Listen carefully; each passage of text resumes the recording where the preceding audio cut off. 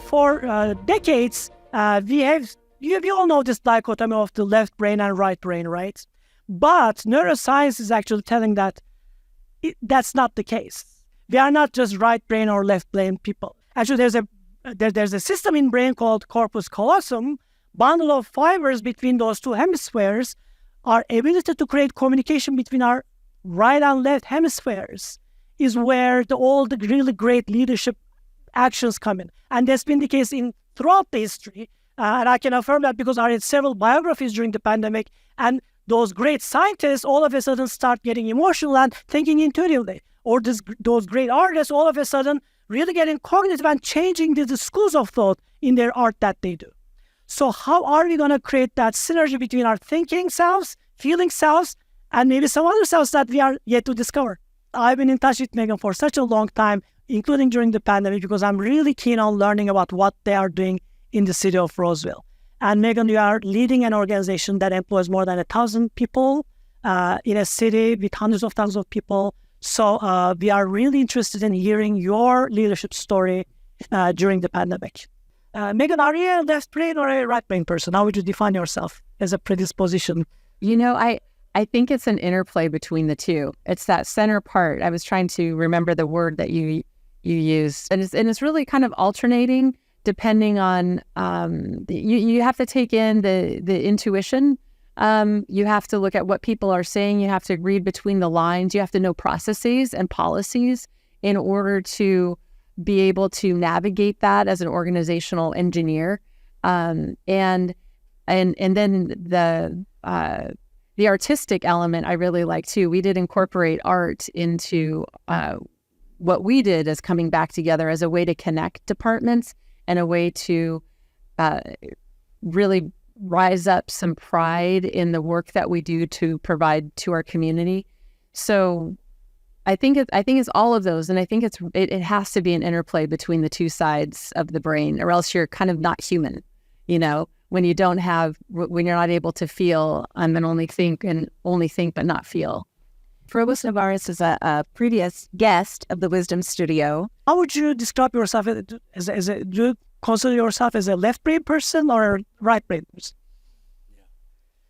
Well, right now, no, I mean, it's once again, it's in the context that you're working with, right? So for me is like today, I mean, 4, 5, 6 meetings that I had just today, and the dynamics of the situation drove, if I was going to use a kind of a logical, the left brain, right? Logical, intuitive, the analytical, the quantitative reasoning, side. So in certain meetings, yes, particularly like, for example, if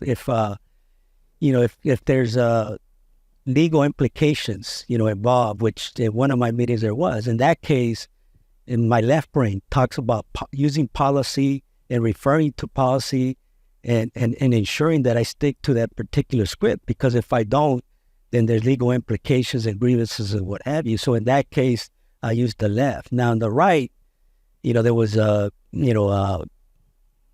too much information here, but highly emotional issue, sensitive manner where, the individual needed to, be uplifted and empowered and what have you, emotionally, self-worth and what have you. In that case, it, was a right where, I was sympathetic, empathetic, try to tap into the kind of the inner good, to lift the individual. So, once again, and you're doing yourself a disservice when you use, once again, a soul approach, and with our challenging positions across the board, it's important that you use, in this case, the left and right, which taps back to the multiplicity approach, the integrative approach.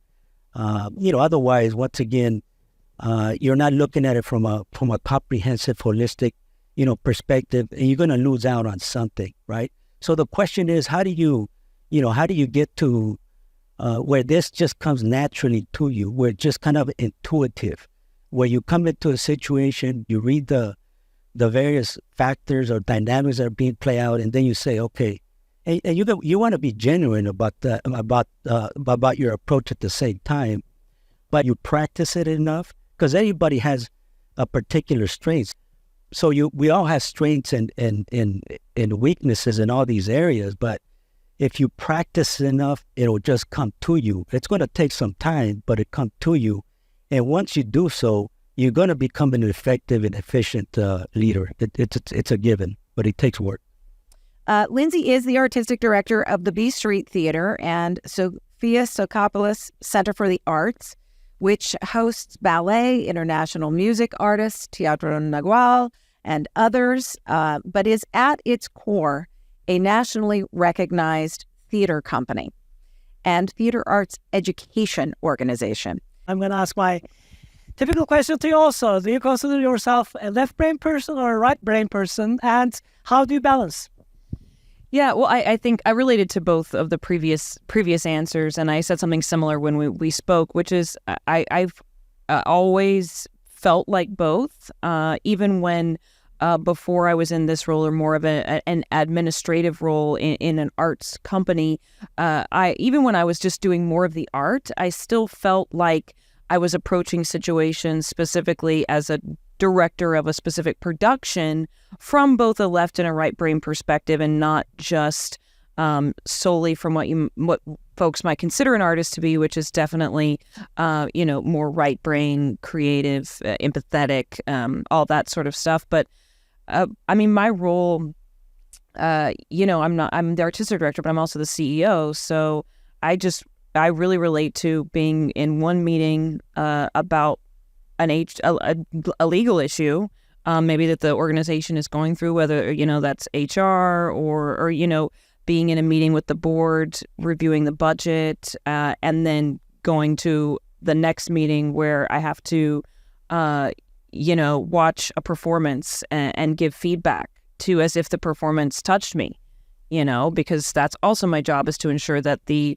art that we create is something that I believe in. So it's like, I feel like I'm I don't know. I feel like I'm on all these axes. So it's an act of knowing, and I really appreciated this, identifying the situation and knowing which one of these categories to tap into, and to bring the most forward in a certain situation. And how do you have those two hemispheres communicate with one another? Because it's not either or, and it's the communication between the two hemispheres that triggers a lot of leadership thinking. So do you have any personal approach or strategy that make those two hemispheres communicate with one another, or a specific story? That's a good question. That make them communicate.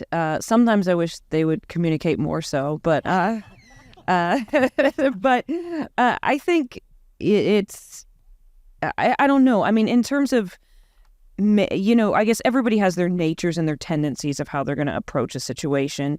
And so I try to, and it doesn't necessarily, it's not always going to be the same, but when you're faced with this, I've been faced with this before, so I'm going to approach it in this way, or I'm faced with this, and I remember when I was in that situation, so maybe I'm going to approach that from a more emotional perspective, when maybe that's actually not the best way to go about it. So I actually think I find having stepping back from a situation and letting both of those hemispheres communicate in order to say, okay, this can be gotten from approaching this in this way, this can be gotten from approaching it in that way. Okay, now what's the most effective path forward?